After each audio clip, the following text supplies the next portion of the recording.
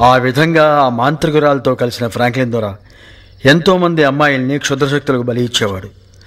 ప్రజల మాన ప్రాణాలకు రక్షణ లేకుండా పోయింది. అందరూ రచ్చబండ దగ్గర సమావేశమయ్యారు. మహిమగల తపస్వి శ్రీ మార్కండేయ మహర్షిని కలవాలి అనుకున్నారు.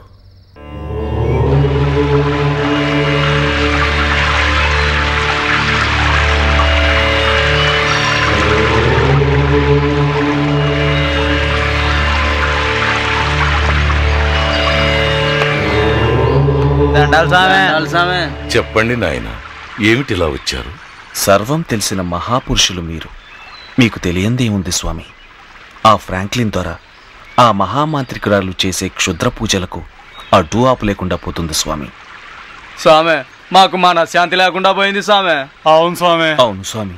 చింతించకండి నాయన, పరిస్థితులన్నీ మాకు అవగతం అయ్యాయి.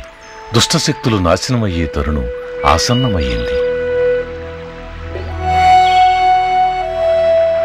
నాయన స్వామి, నా తపశ్శక్తినంతా దారపోసి ఆయుధంగా మారుతాను. దానిని నువ్వు ధరించి ఆ దేవుని మనసారా స్మరించి దుష్టశక్తులను అంతమొందించి ఆ ఆయుధం నా ఆరాధ్య దైవమైన చల్లని తల్లి చౌడేశ్వరి మాత చేతిలోకి వెళ్లి చేరుతుంది. మీ సమస్యలు పరిష్కారమవుతాయి. సరే స్వామి. దండాలు స్వామి. ఈ మహా ఆయుధంతో సంహరించిన దుష్టశక్తులను సంపూర్ణంగా అగ్నికి ఆహుతి చేయండి. వాటి పీడ శాశ్వతంగా విరగడవుతుంది. దండాలు స్వామి.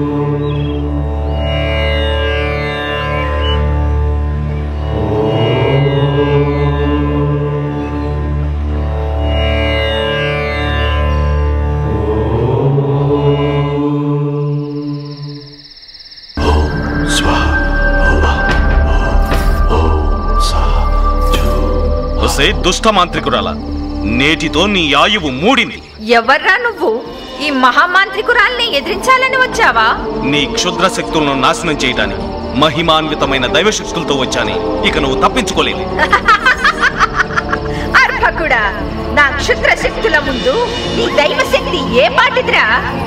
ఇప్పుడే మిమ్మల్ని కరాళ కింకుడికి నైవేద్యం పెడతాను. కరాళ కింకర, కరాళ కింకర. ఆ దైవశక్తి ముందు నీ క్షుద్ర శక్తులు పనిచేయవు. చూసావా నా దైవశక్తి మహిమ? ఓం నమో గురుదేవాయ నమః.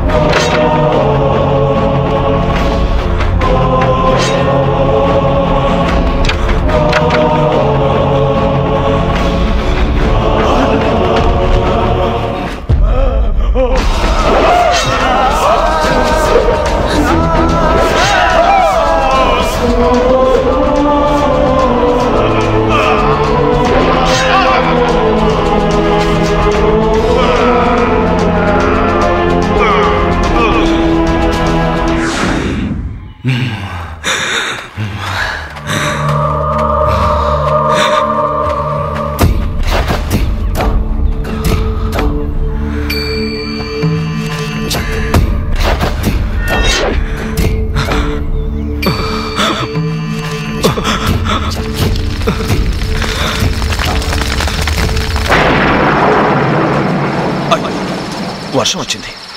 చితి కూడా ఆరిపోయింది. ఇప్పుడు ఏం చేద్దాం? ఈ సగం కాలిన శవాన్ని తీసుకెళ్ళి ఆ గుహల సమాధి చేయండి. ఆ విధంగా పూడ్చిపెట్టిన ఫ్రాంక్లిన్ సమాధిని ఇన్నేళ్ల తరువాత ఎవరో కదిలించి ఉంటారు.